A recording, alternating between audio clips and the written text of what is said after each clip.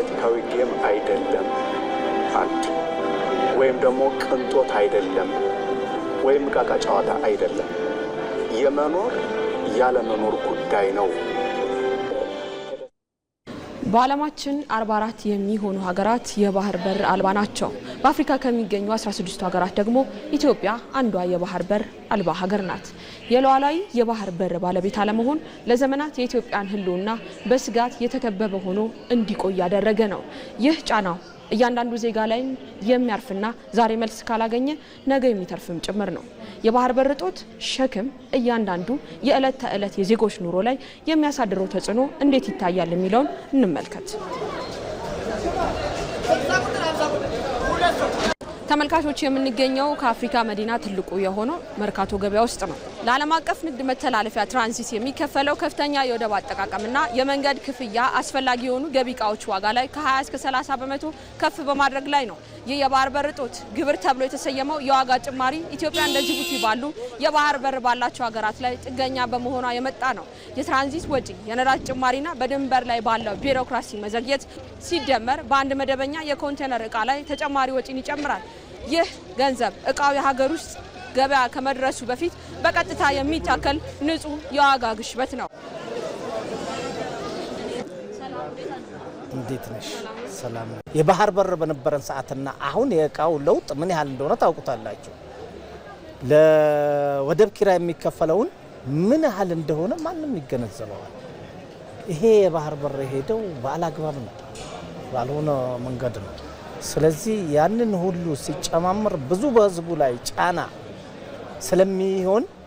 ይሄንን የባህር በር ቢመጣልን ኖሮ ዕቃው የመቀነስ ባህሪ ያሳያል የሚል ሐሳብ አለኝ ኢትዮጵያ የባህር በር በማጣቷ ብዙ ችግሮችን ህብረተሰቡ እንዲጋፈጡናል ያም ከዛም በንግዱ ማህበረሰብ ውስጥ ለወደብ ምንከፍላቸው ክፍያዎች በጣም ቱማች ስለሆኑ እነሱን ክፍያዎች ነጋዴው ላይ ነው የሚጣለው እሱ ማስመጪው ላይ ካስመጪው እየወረደ ነጋዴው ማህበረሰብ ላይ ይወርዳል ነጋዴው ደግሞ ከታች ወዳለው ማህበረሰብ ጋር ዲስትሪቢዩሽን በሚደረግበት ሰዓት የተለያዩ የዋጋ ጭማሪዎች ይፈጠራሉ ሶ የባህር በር ቢኖረን እነዚህ ነገሮች የመቀነስ እድላቸው በጣም ሰፊ ነው የወደብ ማስተናገጃ ክፍያዎች የመጋዘን ኪራይና መተላለፊያ ኮሪደር ክፍያዎች በንግድ ተቋማት የሚሸፈኑ ሳይሆኑ ወዲያውኑ ለዋናው ሸማች የሚተላለፉ በመሆናቸው ኢኮኖሚያዊ እድገትን የሚገድም ማነቆ ፈጥሯል የዋጋ ጭማሪ በዕለት ተዕለት ኑሮ ላይ የሚያሳድረው ጫናም ቀላል አይደለም የባህር በር የኢትዮጵያውያን የህልውና ጉዳይ ነው በርካታ ቁልፍ የሆኑ ኢኮኖሚያዊ ስትራቴጂያዊና ፖለቲካዊ ጥቅሞችን ያሳጣናል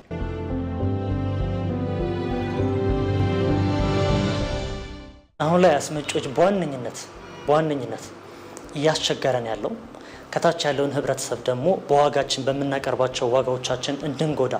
እያደረገን ያለው ነገር ምንድነው ሎጂስቲክስ ነው እኛ ሀገር የራሳችን ወደብ የለንም ይህ ባለመኖሩ ደግሞ ተጨማሪ የምናወጣቸው ወጪዎች አሉ ይህ ወጪውን ሳንፈልግ ህብረተሰቡ ላይ እንድንጭን የሚያደርገው ማለት ነው በአጭር ጊዜ የባህር በር ባለቤት ለመሆን ምንድነው መሰራት ያለበት የባህር በር በመኖሩ ህብረተሰቡ እጅግ በጣም ተጠቃሚ ነው በማጣታችን ደግሞ የከሰርነው ያጣነው ነገር ብዙ ነው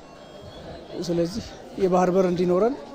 ከመንግስት ጋር በመሆን ድጋፋችንን ማሳየት ግድ ይለናል ይሄ በተስፋ በቶሎ እንጠብቀዋለን እየጠበቅን ነው በጉጉት ልጁ ወጣቱም ጎረምሳሙ ሽማግሌው ሁሉም በጉጉት እየጠበቀው ነው ይመለስ የባህር ኃይል ያስፈልገናል ለምን የሚገባውን ምርቶቻችን እምልከውንና ምናስገባውን ከአደጋ ለመጠበቅ ልክ ያደጉት ሀገራቶች እንደሚያደርጉት ማለት ነው ይሄ ተፈጥሯዊ መፍት ነው ዓለም የሚቀበለው መፍት ነው ስለዚህ ይሄ የሀገር ዜጋ ሁሉ ሀገር ወዳድን ዜጋ ኢትዮጵያውያኖች ሁሉ የሀገሩ ባለቤት የሆነ ህዝብ እና ኃላፊነት የሚሰማው ዜጋ ሁሉ በዚህ ጉዳይ ላይ እንደ አንድ ሰው ያለ ልዩነት መቆም አለበት ይህ ለአሁን ብቻ ሳይሆን ለበኋላችንን በጣም የሚጠቅመን ነው ዶላር አስቀረም ማለት ደግሞ የአስፈላጊ የሆነ ትላልቅ ፕሮጀክቶች ላይ እንድናውል ያደርገናል የነዳጁ ላይ የመድኃኒቱ ላይ የምግብ ነኩ ላይ እነዚህ ነገሮች ላይ ኢንቨስት እናደርጋለን ማለት ነው እንደ ሀገር ይህን አደረገን ማለት እያንዳንዱ ቤታችን እያንዳንዱ ሳህናችን ላይ የሚያርፍ ትልቅ እድል ነው ማለት የባህር በር ጉዳይ ለኢትዮጵያውያን ፖለቲካዊ አጀንዳ ወይም ደረቅ ኢኮኖሚ ስሌት አይደለም የባህር በር ከዚህም በላይ የሆነ የኢትዮጵያውያን የትውልድ ቃል ኪዳንና የህልውና ምሰሶ ማለት ነው